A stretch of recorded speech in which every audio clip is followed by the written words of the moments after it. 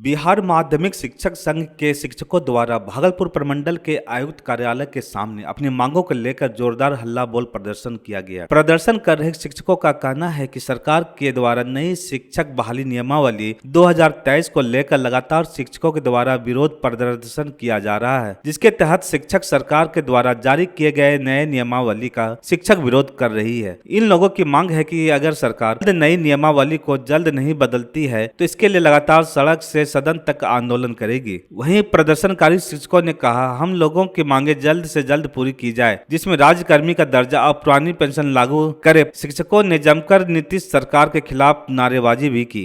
माध्यमिक शिक्षक संघ जमाल रोड के आदेशानुसार आज हम लोग 20 मई 2023 को नई नियमावली 2023 अध्यापन की नियुक्ति के लिए बिहार सरकार ने जो जारी किया है, उसके विरोध में हम लोग यहाँ एकत्रित हुए हैं।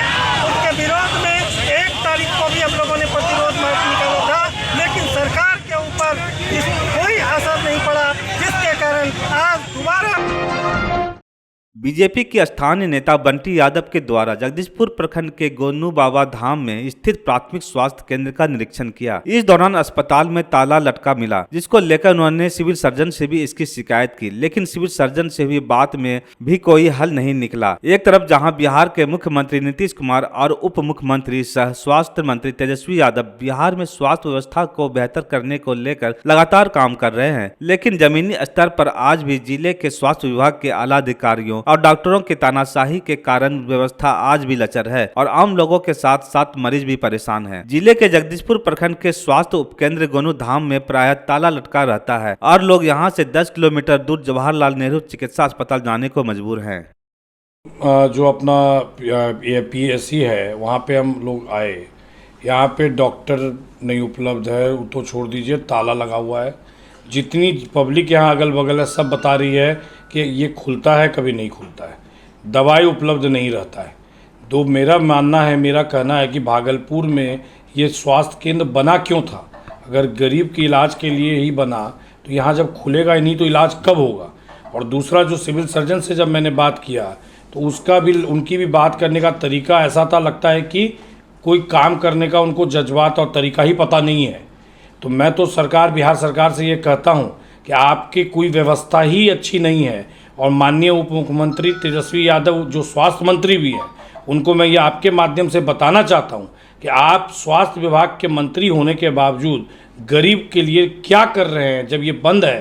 तो नाथनगर थाना क्षेत्र के अंतर्गत बीते दिनों दबंगों द्वारा धमकी देकर स्कूल बंद कराने का मामला प्रकाश में आया था। दरअसल दबंगों की धमकी से स्कूल में ताला लटका हुआ है और स्कूल पिछले 9 दिनों से बंद है। इतने दिनों तक स्कूल बंद होने के बाद यह मामला जिला प्रशासन के संज्ञान में आया और सदर SDO धनंजय कुमार दल बल के साथ स्कूल का जायजा लेने पहुंचे, जहां उन्होंने स्कूल प्रबंधन से विद्यालय बंद करने का कारण पूछा और उसकी समस्याओं से रूबरू हुए। सदर SDO ने कहा कि जिलाधिकारी सुब्रत कुमार सेन के निर्देश पर वे लोग स्कूल पहुंचे और स्कूल वालों से उनकी समस्याओं की जानकारी ली। उन्होंने कहा कि स्कूल वालों का कहना है कि स्थानीय निवासी विक्रांत कुमार के द्वारा स्कूल बंद कराने की धमकी दी गई थी, जिसको लेकर स्कूल वालों ने केस भी दर्ज किया था। सदर SDO ने कहा कि मामला प्रशासन के संज्ञान में आ चुका है और जांच के बाद विधि सम्मत कार्रवाई की जाएगी, लेकिन राइट टू एजुकेशन के तहत सरकारी काम को रोकना कहीं से भी उचित नहीं है। विगत दिनों तक स्कूल बंद रखने और सरकारी काम को रोके जाने पर प्राचार्य पंकज मोसेस को फिलहाल निलंबित कर दिया गया है। साथ ही उन्होंने सोमवार से स्कूल खोलने को लेकर निर्देशित किया है और कहा है कि अगर आगे स्कूल बंद रहा तो शिक्षकों पर भी कार्रवाई की जाएगी।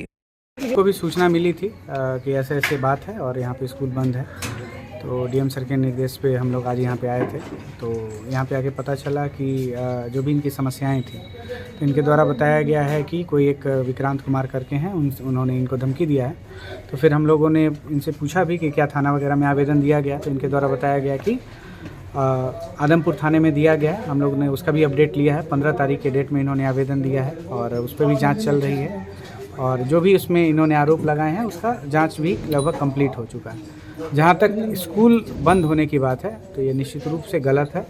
ये सरकारी कर्मी है और इनका कोई अधिकार नहीं है कि ये स्कूल बंद रखें। 10वां दिन है, जैसे कोई अधिकार नहीं है कि मैं अपने कार्यालय को बंद रखूँ, और अगर मैं रखता हूँ तो मैं निश्चित रूप से उसके लिए विभागीय कार्रवाई के लिए जिम्मेदार हूँ। नवगछा के भवानीपुर गंगा घाट में एक डेंगी पलटने से उसमें सवार 10 लोग गंगा में डूब गए। हालांकि स्थानीय तैराक और ग्रामीणों की मदद से गंगा में डूबे 9 लोगों को निकाल लिया गया है। वहीं मौके पर पहुंचे भवानीपुर थाना पुलिस ने घटना की जानकारी ली और एसडीआरएफ टीम को इस बाबत सूचना दी गई। एसडीआरएफ की टीम भवानीपुर के बलवा घाट पहुंचते ही लापता युवक की खोज शुरू कर दी। घटना के बाद बताया जा रहा है कि भवानीपुर गाँव के किसान दियारा में लगी मक्के की फसल को काटने एक डेंगी पर सवार होकर गंगा पार कर रहे थे। इसी दौरान डेंगी का संतुलन बिगड़ गया और डेंगी गंगा में पलट गई, जिससे उसमें सवार 10 लोग गंगा में डूब गए। हालांकि 10 में से 9 लोगों को तैरना आता था, जिसकी वजह से वह गंगा में डूबने से बच गए। वहीं एक युवक को तैरना नहीं आता था। नाव पलटते ही वह गंगा के बीच धार में पड़ गया, जिसे गंगा ने अपने साथ बहा लिया। गंगा में हुए लापता युवक की तलाश जारी है।